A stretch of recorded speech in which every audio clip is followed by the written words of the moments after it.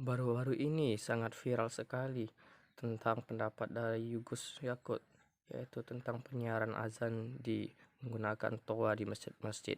Berikut ucapannya. Rumah ibadah saudara-saudara kita non-muslim itu bunyikan toa sehari 5 kali dengan kenceng-kenceng secara bersamaan, itu rasanya bagaimana? Yang paling sederhana lagi, tetangga kita ini kalau kita hidup dalam satu komplek itu misalnya, kiri kanan depan belakang pelihara anjing semua. Misalnya menggonggong dalam waktu yang bersamaan, kita ini terganggu enggak? Artinya apa? Bahwa suara-suara ini, apapun suara itu ya, ini harus kita atur supaya tidak menjadi gangguan. Ya, speaker di musola, masjid monggo dipakai, silahkan dipakai.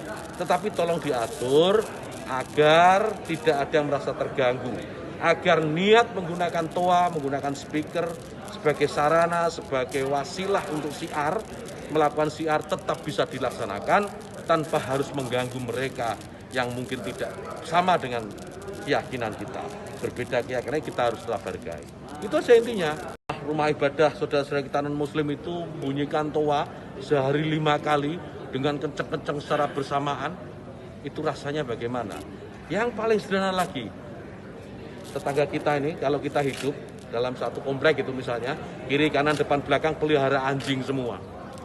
Misalnya menggonggong dalam waktu yang bersamaan, kita ini terganggu enggak? Dari Artinya ucapan apa? si Yakut tadi bahwa menyatakan atau mempamakan suara azan itu hampir sama dengan suara anjing. Kenapa mereka mau menggunakan bahasa seperti itu? Seharusnya Yakut selaku menteri yang menjadi penyejuk umat, yaitu mempamakan suara azan itu dengan hal yang lebih baik lagi. Kenapa harus dengan binatang najis seperti itu?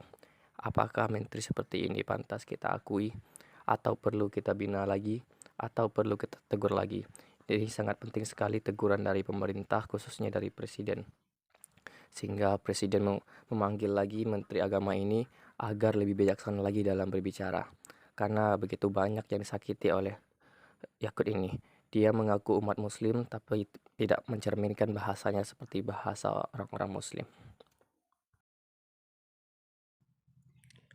Dikutip Jakarta CNN Indonesia, Menteri Agama Yakut Khalil Qaumas mengatakan penggunaan pengeras suara di masjid harus diatur agar terciptanya hubungan yang lebih harmonis dalam kehidupan antar umat beragama.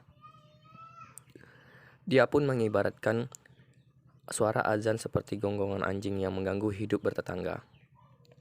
Kemudian dia berkata, bahaya kan?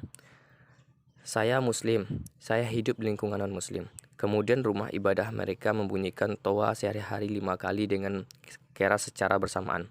Itu rasanya bagaimana? Kata Yakut. Kemudian kita lihat bagaimana tanggapan dari orang-orang MUI. Ketua MUI mengelus dada dengar membandingkan suara azan dengan ayat suci dengan suara anjing. Berikut komentar dari para netizen.